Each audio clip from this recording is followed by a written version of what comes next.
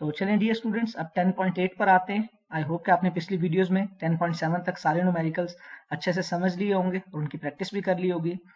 10.8 में कहता है कि water waves in a shallow dish are 6 centimetre long, कि एक कम गहरी सी एक डिश है जिसके अंदर वाटर वेव्स प्रोड्यूस हो रही हैं जो 6 सेंटीमीटर लंबी हैं, यानी कि ये वेव लेंथ है। At one point, the waves move up and down at a rate of 4.8 oscillations per second. तो जो ऑसिलेशंस होती हैं एक सेकंड के अंदर, ये क्या होती है? ये फ्रीक्वेंसी होती है। तो हमसे मालूम क्या करना चाह रहा है? कह रहा है what is the speed of the water waves. तो कह रहा है कि बताएं वाटर वेव्स की स्पीड कितनी है, v कितना है, and what is the period of the water waves, और बताएं कि टाइम पीरियड t कितना है वाटर वेव्स का। तो चलें इसके डेटा पे एक नजर देखते हैं। हमें वेवलेंथ उसने दी हुई है 6 सेंटीमीटर। सेंटीमीटर स्टैंडर्ड यूनिट नहीं है, स्टैंडर्ड यूनिट में इसको कन्वर्ट करें, सेंटीमीटर से मीटर में जाए तो 100 से डिवाइड कर देते हैं, तो ये बन जाता है 0.06 मीटर। 4.8 ऑसिलेशंस एक सेकंड में हो रही हैं, इसका मतलब है फ्रीक्वेंसी कितनी है? 4.8 हर्ट्ज। जो ऑसिलेशंस पर सेकंड होते हैं ये फ्रीक्वेंसी होती है, तो oscillation per second is equal to frequency, यानी कि 4.8 हर्ट्ज। हर्ट्ज फ्रीक्वेंसी की यूनिट है। तो वेव स्पीड हमसे कह रहा है कि बताएं कितनी है, और कह रहा है कि टाइम पीरियड वेव्स का कितना है, इन दोनों को मालूम करें। तो फार्मूला कौन सा यूज होने वाला है? v इक्वल्स एफ लैम्डा और t is equal to 1/f। क्यों ये फार्मूला यूज कर रहे हैं? फ्रीक्वेंसी उसने आपको दी हुई है यहाँ पर और वेवलेंथ दी हुई है, v की वैल्यू मालूम करनी है, f और लैम्डा दिए हैं तो v की वैल्यू यहाँ से निकल आती है। टाइम पीरियड फ्रीक्वेंसी का रेसिप्रोकल होता है, तो वैल्यूज पुट करें। फ्रीक्वेंसी कितनी है? 4.8, वेवलेंथ कितनी है? 0.06 मीटर्स, मल्टीप्लाई करें 0.288 मीटर पर सेकेंड, आपके पास वेलोसिटी आ जाती है।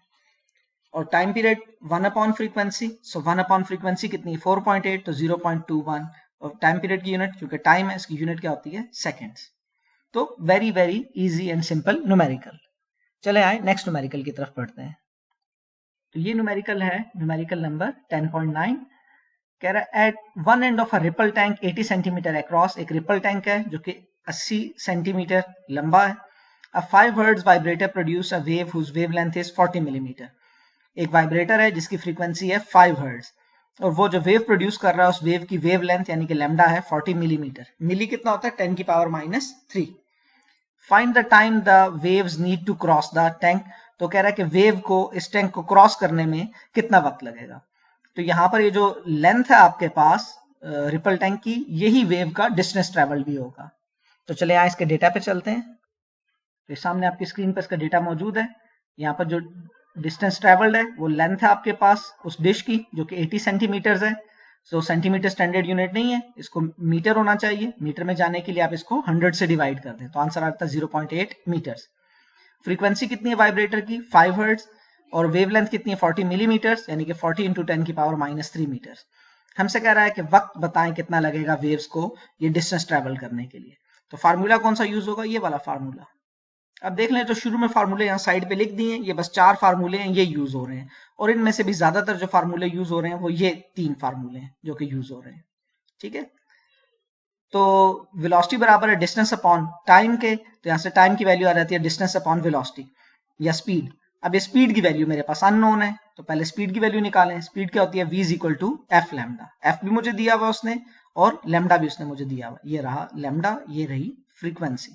तो चले यहाँ पर v is equal to f lambda में वैल्यू पुट करें। एफ की वैल्यू है 5, लैम्डा की वैल्यू है 40 × 10 की पावर -3। तो जब सॉल्व करते हैं तो कैलकुलेटर पे आप इसको देखेंगे तो आंसर आता है 0.2 मीटर पर सेकेंड। अब v की वैल्यू मालूम हो गई है, v की वैल्यू इस जगह पर पुट कर दें। d की वैल्यू उसने ऑलरेडी आपको दी हुई है, जो लेंथ ऑफ द डिश है यानी कि 80 सेंटीमीटर, 0.8 मीटर। सो t बराबर है d ओवर v के। d कितना है? 0.8, v कितना है? 0.2। ये यहाँ पर आपने कैलकुलेट किया, डिवाइड करें तो टाइम की वैल्यू आ जाती है 4 सेकेंड्स। तो अगेन यू कैन सी, अगर आपको सिर्फ फार्मूला आता हो तो न्यूमेरिकल सॉल्व करना आपके लिए यहाँ पर कोई दिक्कत तलब नहीं है, ये कैश नंबर है आपके लिए। अब चले लास्ट न्यूमेरिकल पर आते हैं, numerical number 10.10। What is the wavelength of the radio waves. Radio waves क्या होती हैं? इलेक्ट्रोमैग्नेटिक वेव्स होती हैं, जैसा कि लाइट है, तो लिहाजा रेडियो वेव्स की भी स्पीड वही होती है जो स्पीड ऑफ लाइट होती है, यानी कि 3 × 10 की पावर 8 मीटर पर सेकेंड। तो कह रहे हैं एक एफएम रेडियो स्टेशन है जहां पर कि रेडियो वेव्स प्रोड्यूस हो रही हैं, और उनकी जो फ्रीक्वेंसी है वो है 90 मेगाहर्ट्ज। मेगा कितना होता है? 10 की पावर 6। तो कह रहा है बताएं इसकी वेवलेंथ कितनी होगी। लैम्डा की वैल्यू आपसे कह रहा है कि मालूम करें। तो यहाँ पर आगे उसने एक्सप्लेन भी कर दिया है कि मेगा का मतलब है 10 की पावर 6, और स्पीड ऑफ रेडियो वेव्स है 3 × 10⁸ मीटर पर सेकेंड। तो चले आए इसके डेटा पर चलते हैं। तो इसका डेटा में उसने दिया हुआ है, फ्रीक्वेंसी है 90 मेगाहर्ट्ज, यानी कि 90 × 10⁶ हर्ट्ज, मेगा की जगह 10⁶ आ गया। जो स्पीड है वो स्पीड ऑफ लाइट है, इलेक्ट्रोमैग्नेटिक वेव्स की एक ही स्पीड होती है, रेडियो वेव्स हो, चाहे विजिबल लाइट हो, चाहे एक्सरेज हो, उन सब की स्पीड यही होती है 3 × 10⁸ मीटर पर सेकेंड। तो हमसे कह रहा है कि बताएं कि वेव लेंथ कितनी होगी। तो फार्मूला कौन सा यूज होना है, ये वाला फार्मूला, v = f लैम्डा, यहाँ से लैम्डा की वैल्यू क्या आ जाती है, v/f। v उसने दी हुई है 3 × 10⁸ मीटर पर सेकेंड, और फ्रीक्वेंसी 90 मेगाहर्ट्ज, यानी कि 90 × 10⁶। इनको डिवाइड करें तो लैम्डा की वैल्यू आ जाती है 3.33 मीटर्स। तो स्टूडेंट्स, यहाँ पर हमारे पास चैप्टर नंबर 10 के न्यूमेरिकल्स कंप्लीट होते हैं। आई होप कि आपको अच्छे से समझ आ गए होंगे। अगर कोई न्यूमेरिकल आपको समझने में दुश्वारी है तो उस वीडियो को दोबारा गौर से देखें और वीडियोस को पूरा देखा करें, ताकि आपको आसानी से उसके कॉन्सेप्ट समझ आ सकें।